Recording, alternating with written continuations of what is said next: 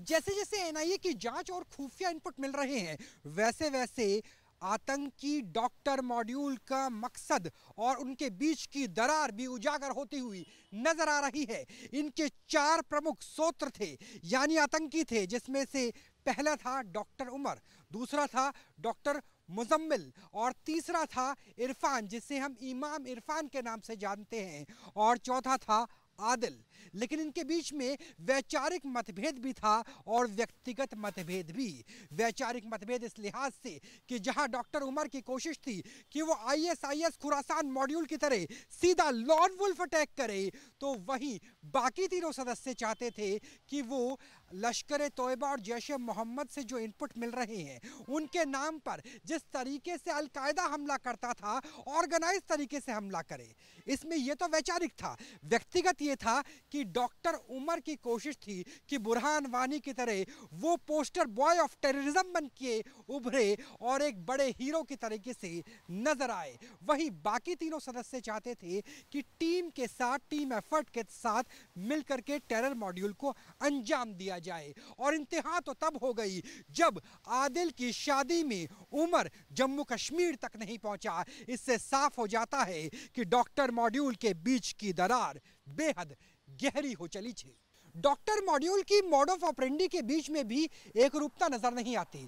जहां डॉक्टर मुजम्मिल की कोशिश थी कि टेरर एक्ट से पहले ही तैयारियां पुख्ता की जाए, उसके लिए फंडिंग दुबई या फिर गल्फ के रास्ते जुटाई जाए, और वहीं इमाम इरफान की कोशिश थी कि सबसे पहले ओवरग्राउंड वर्कर का पूरा स्लीपर सेल का नेटवर्क तैयार करे।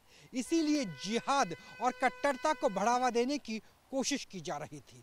वहीं बाकी डॉक्टर्स भी चाहते थे कि सेफ्टी के साथ धीरे धीरे टेरर बेस्ड मॉड्यूल को बढ़ाया जाए। लेकिन डॉक्टर उमर चाहता था कि लोन वुल्फ अटैक हो, आईडी का इस्तेमाल हो, बम जल्दी से जल्दी बनाया जाए और एक साथ 200 से ज़्यादा बम बनाने की तैयारी कर रखी थी। लेकिन स्थिति तब बदल जाती है जब इमाम इरफान की गिरफ्तारी जम्मू कश्मीर में हो जाती है। बाकी बचे हुए डॉक्टर्स का टेरर नेटवर्क के अंदर ही खौफ एजेंसियों का आ जाता है और उन्हें लगता है कि कहीं डॉक्टर मॉड्यूल यहीं खत्म ना हो जाए, और आपस की खींचतान से ये स्थिति इससे पहले भी आ सकती थी।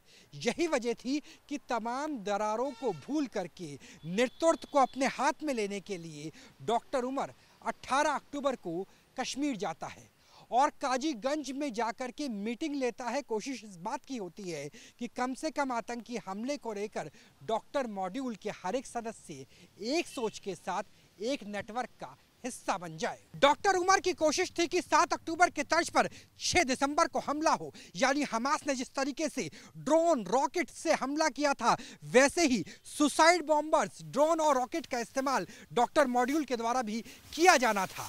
और इसके लिए जिस तरह से इजराइल पर 7 अक्टूबर 2023 पे हमला हुआ, वैसे ही 6 दिसंबर 2025 की तारीख मुकर्रर की गई थी। लेकिन उससे पहले ही डॉक्टर मॉड्यूल के बीच में जिस तरीके से विभाजन नजर आए, गहरी दरारें नजर आई, उससे ही कहीं ना कहीं जांच एजेंसियों को मौका मिल गया। और इस मौके का ही फायदा था कि दिल्ली के लाल किले के बाहर हुए धमाके के बाद पूरा डॉक्टर मॉड्यूल की कलही खुल के रख गई और उन्हें समझ में आ गया कि वाकई आतंक की साजिश कितनी बड़ी थी और डॉक्टर मॉड्यूल की मोड ऑफ ऑपरेंडी लाल किले से कहीं ज्यादा थी। कैमरा सहयोगी संजय शर्मा के साथ राहुल डबास, न्यूज़ नेशन, दिल्ली।